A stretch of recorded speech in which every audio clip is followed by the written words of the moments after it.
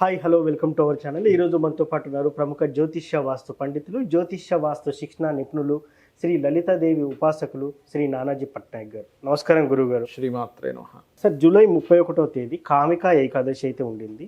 ఆ ఏకాదశి రోజు ఏం చేస్తే మనకు పుణ్య ఫలితం దక్కుతుందంటారు? ఫస్ట్ ఆఫ్ ఆల్ ఏంటంటే మనకి ఆ కామికా ఏకాదశి అనేటువంటిది పేరు ఎందుకు వచ్చింది, ఎందుకు కామ్యం తీరుతుంది? కామిక అంటే ఏంటంటే మీ యొక్క కామ్యం, మీ యొక్క డిజైర్ ఏదైతే ఉందో తీరడాన్ని కామికా ఏకాదశి.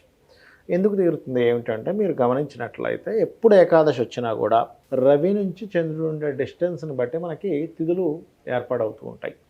రవి నుంచి చంద్రుడు ఫిఫ్త్ ఆస్పెక్ట్లో కానీ 11th కానీ ఉంటాడు. అంటే 5వ స్థానాల్లో కానీ 11వ స్థానాల్లో కానీ ఈ స్థానాల్లో ఉన్నప్పుడే మనకి ఏకాదశి ఏర్పడుతుంది. గమనించినట్లయితే మనకు లాస్ట్ టైము ఏకాదశి వచ్చినప్పుడు రవి నుంచి పంచమంలో ఉన్నాడు చంద్రుడు. ఇప్పుడు ఏకాదశి వచ్చినప్పుడు వృషభ రాశిలో రోహిణీ నక్షత్రంలో ఉంటాడు.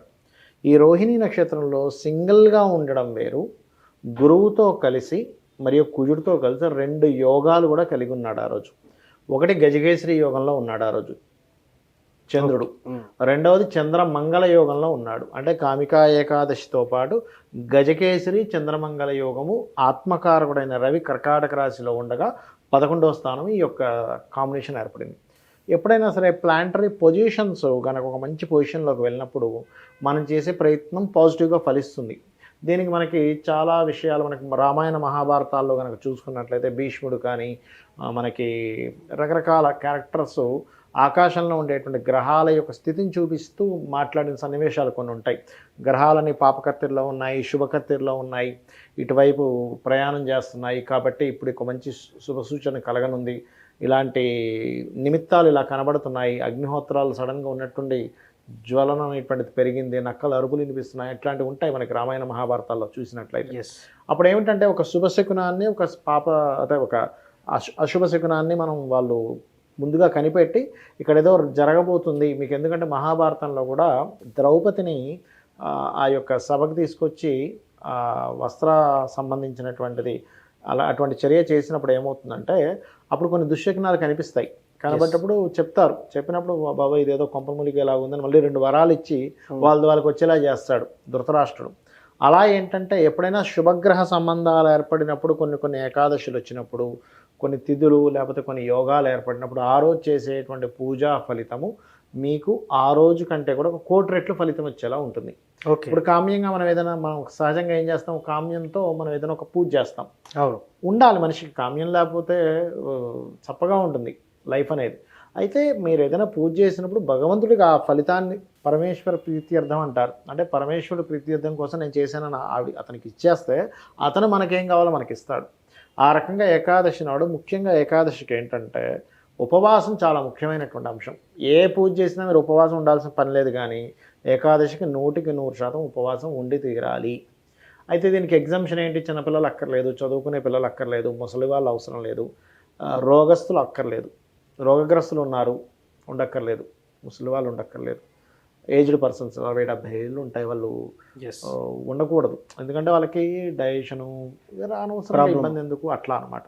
లేదంటే నేను ఉండగలను, నేను ఫిట్గా ఉన్నాను, ప్రాబ్లం లేదు అనుకునే వాళ్ళు మాత్రం ఖచ్చితంగా ఉండి ఏకాదశి వ్రతం చేయాలి. అయితే ఏకాదశి వ్రతంలో ఉదయం నిద్రలేచి సహజంగా మీ యొక్క పూజాది కార్యక్రమాలు ఏవైతే మనకి సంధ్యావందనం ఏవైతే చేసుకున్న తర్వాత విష్ణువుని ఆరాధించే ముందు శివుణ్ణి ఒక్కసారి తలుచుకొని విష్ణువుని ఆరాధించడం, విష్ణు సహస్రనామాలు చదవడము, స్వామివారికి పంచోపచారాలతోనో షోడశోపచారాలతోనో ఈ యొక్క పూజాది కార్యక్రమాలు చేసిన తర్వాత మీరు చేయవలసింది ఏమిటంటే, ఇక్కడ పర్టికులర్గా ఈ కార్యక్రమం తర్వాత మీకు కనుక వీలుంటే శివాలయానికి వెళ్ళి శివునికి ఒక చెంబు నీళ్లు పోసి అక్కడ విష్ణునామాన్ని కనుక స్మరించినట్లయితే శివానుగ్రహం కూడా కలుగుతుంది. శివానుగ్రహం కూడా కలుగుతుంది. అయితే ఈ ఏకాదశి పఠించడం వల్ల ఏమిటండి అసలైన బెనిఫిట్ అంటే, మీరు ఎప్పటి నుంచో కొన్ని డిజైర్స్ ఉంటాయి, ఎంతో ప్రయత్నం చేస్తుంటారు, ఒక ప్రాజెక్ట్ గురించనో లేకపోతే ఒక బిజినెస్ గురించనో లేకపోతే జాబ్లో ప్రమోషన్స్ అనో లేకపోతే లైఫ్లో ఎదగలేకపోతున్నాం అంటుంటారు చూసారు, లేదా బోల్డ్ అప్పులు పాలైపోతాయి, అప్పులు తీరడంనో ఇటువంటివన్నిటికీ కూడా ఈ శుభగ్రహాలు ఏవైతే అంటే ఇక్కడ యోగం కలిగిన గ్రహాలు, శుభగ్రహం వేరు, పాపగ్రహం వేరు, యోగం కలిగిన గ్రహం వేరు, అవయోగాన్ని కలిగించే గ్రహం వేరు. ఇక్కడ మనకి జన్మజాతకంలో కూడా ఇక్కడ ఏం చేస్తామంటే ఇక్కడ అవయోగం కలిగించేటువంటి గ్రహస్థితి ఏమైనా వచ్చిందా, శుభగ్రహ స్థితి ఏమైనా వచ్చిందా, పాపగ్రహ స్థితి ఏమైనా వచ్చిందా అనేటువంటిది ఒక క్యాలిక్యులేషన్ చేసుకుంటాం. ఆ రకంగా చూసుకుంటే ఏంటంటే ఇక్కడ శుభగ్రహ స్థితి అది కూడా యోగాన్ని కలిగించే స్థితి, పంచమ స్థానాన్ని చూస్తుంది కాబట్టి ఆరోగ్యానికి ఆరోగ్యం. ఎందుకంటే దీని మీద పిహెచ్డి చేసిన వాళ్ళకి ఒక అతనికి మనకి జపాన్లో అవార్డు కూడా వచ్చింది. ఓకే. మనకి చుట్టుపక్కల మన జీవితంలో మన చుట్టుపక్కల జరిగిన ఒక సంఘటన కూడా చెప్తాను మీకు. అంటే ఇది సందర్భం వచ్చింది కాబట్టి. ఇట్లాగే ఏకాదశ స్థానంలో శుభగ్రహాలు ఉన్నప్పుడు చంద్రుడితో సహా గ్రహాలు ఉండడం వేరు. అది కూడా చంద్రుడికి అక్కడ ఉచ్చస్థితిలో ఉన్నప్పుడు ఇది కొన్ని సంవత్సరాల క్రితం జరిగిన విషయం. అతని లైఫ్లో ఏంటంటే ఏం చేసినా సక్సెస్ అయ్యేది కాదండి. అసలు ఏ బిజినెస్ పెట్టినా సక్సెస్ అయ్యేది కాదు, ఏ ఉద్యోగానికి వెళ్ళినా సక్సెస్ అయ్యేది కాదు.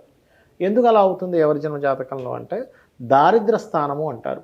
దారిద్ర స్థానం కానీ పూర్వజన్మ కర్మస్థానం కానీ బాగా పాడైపోయింది అనుకోండి, అదేమైపోతుందంటే వాళ్ళు ఏం చేసినా కలిసి రాదు.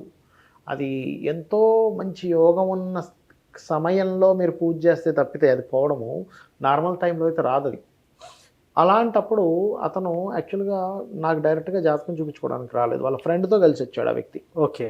కలిసి వచ్చినప్పుడు నేను మామూలుగా అతనికి ఏదో చెప్తున్నప్పుడు ఈయన అడిగాడు, సార్ ఇట్లా నిజంగానే, అంటే ఇతనికి అవగాహన లేదు ఆస్ట్రాలజీ మీద, నిజంగానే ఇటువంటివి ఉంటాయా అంటే నేనేమన్నానంటే ఉంటాయండి అన్నప్పుడు అతను జాతకం చూపిస్తే మీరు కొంచెం ఏం చేసినా కలిసి రాని జాతకం కొంచెం ఇది, బట్ ఇది ఇలాగే ఉంటుందని భయపడాల్సిన పని లేదు. భగవంతుడు గొప్పవాడు అన్నిటికంటే. భగవంతుడు పాదాలు పట్టుకొని అమ్మవారి పాదాలు పట్టుకుంటే మీ తలరాత ఆయనే మారుస్తాడు. ఆటోమేటిక్గా జాతకం ఎంత నీచంగా ఉన్నా సరే భగవంతుడిని మించింది లేదు. ఓకే. మన ప్రయత్నం మనం చేసుకుంటూ భగవత్ ఆరాధన చేయాలి. అలా ఎవరైతే చేస్తారో ఖచ్చితంగా వాళ్ళకి మారుతుంది అన్నప్పుడు ఆయన ఏం చేశారంటే, ఏమో సార్ నేను చాలా టెంపుల్స్కి వెళ్ళాను అది ఇది అని చెప్పాడు. నేను ఒకటి అట్లా కాదయ్యా, మీరు ఖచ్చితంగా ఇన్ని ఏకాదశులు ఉండండి, మీరు చూడండి. ఎందుకంటే ఏకాదశి పర్టికులర్గా ఏంటంటే పాపకర్మను తొలగిస్తుంది ఏకాదశి అనేటువంటిది. మీరు చూడండి, మనకి పూర్వజన్మ కృతం పాపం వ్యాధి రూపేణ పీడితం. అవును. అలాగా అతని లైఫ్లో నేను మార్పుని చూసాను స్వయంగా. తర్వాత అతనికి బిజినెస్ మీద అంటే చాలా ఈజీగా కలిసి రావడం జరిగింది. అట్లా ఏంటంటే మనం కొన్ని తిథులు ఉంటాయి, కొన్ని యోగాన్ని కలిగించే గ్రహస్థితి ఉంటుంది. ఈ గ్రహస్థితి ఉన్నప్పుడు ఏంటంటే పర్టికులర్గా కామ్యము నెరవేరుతుంది. అయితే ఏంటి, పరిపూర్ణమైన విశ్వాసంతో చేయాలి. చాలామంది ఏం చేస్తారంటే చేస్తుంటారు, కానీ ఎక్కడో మైండ్లో ఇది చేస్తున్నాగా నిజంగానే అవుతుందా, మిరాకిల్సే అవుతాయి, మనకు మనమే సందేహం పెట్టుకుంటే ఇంకేమవుతుంది. నీకు ప్రాక్టికల్గా ఇది అవుతుంది అనడానికి నువ్వు పెద్దగా దాని గురించి ఆలోచించాల్సిన అవసరం లేదు. ప్రాక్టికాలిటీ కూడా అందనిదే దైవత్వం. నువ్వు ఏదైతే ఊహించుకుంటావో ఇది జరగదనుకుంటే జరుగుతూనే దైవత్వం అది. కాబట్టి ఏంటంటే ఏకాదశి అన్ని ఏకాదశుల కంటే చాలా గొప్పది. గ్రహస్థితులు అట్లా చక్కగా ఉన్నాయి కాబట్టి ధైర్యాన్ని ఇచ్చే కుజుడు, మనసుని స్థిమితంగా ఉండేటువంటి చంద్రుడు, గురుబలాన్ని ఇచ్చే గురువు కూడా ఏకాదశంలో రవినించి ఉంటున్నారు. కాబట్టి ముఖ్యంగా గురుహోరలో కానీ చంద్రహోరలో కానీ కుజహోరలో కానీ చేస్తే ఇంకా ఎక్కువ ఫలితం వస్తుంది పూజ. సార్ ఇంకో సందేహం, మీరు చంద్రయుగం గజకేసరి యుగం అన్నారు కదా, ఇది రాసులకి ఏమన్నా బెనిఫిట్ అయ్యే అవకాశం ఉందా సార్? రాసుల కంటే ఒకటండి, కర్కాటకం వారికి లాభంలో ఉంటాడు. సో కర్కాటకం వారికి మంచి యోగం ఇస్తుంది ఇది. కర్కాటకము, సింహము, అదేవిధంగా మేషము వీరికి కాస్త ఎక్కువ బెనిఫిట్ ఉంటుంది. అంటే ఇది రాసుల పరంగా కొంత బెనిఫిట్ ఉంటుంది, బట్ మిగతా వాళ్ళకు కూడా ఈ పూజ కంప్లీట్గా మెయిన్గా మంచి బెనిఫిట్ ఇస్తుంది. అలాగే ఈ రోజంతా కూడా ఏకాదశి రోజంతా కూడా ఓం నమో నారాయణాయ లేదంటే రాముని యొక్క నామమైనా సరే చేసుకుంటే మంచిది ముఖ్యంగా, లేదా ఓం నమ శివాయ ఓం నమో నారాయణాయ సంపుటీకరణ చేసుకున్నా సరిపోతుంది. ఫలితం మాత్రం బ్రహ్మాండ. సహజంగా కూడా ఇప్పుడు విష్ణు సహస్రనామాలు చదువుకోవాలని చెప్తారు. విష్ణు సహస్రనామాలు పూర్తిగా రానివారు శ్రీరామనామ రామేతి రమే రామే మనోరమే సహస్రనామ తత్తుల్యం రామనామ వరాననే చేసుకోవచ్చు. సింపుల్. సో పూజా ఫలితాన్ని అయితే పొందవచ్చు, ఈ మంత్రం పొందవచ్చు. Thank you sir. Kamika Ekadashi గురించి చాలా చక్కగా చెప్పారు. Thank you. శ్రీమాత్రే నమః. చూశారు కదా, ఇది వాటి కార్యక్రమం. మరో కార్యక్రమంలో మళ్ళీ కలుద్దాం. Thank you.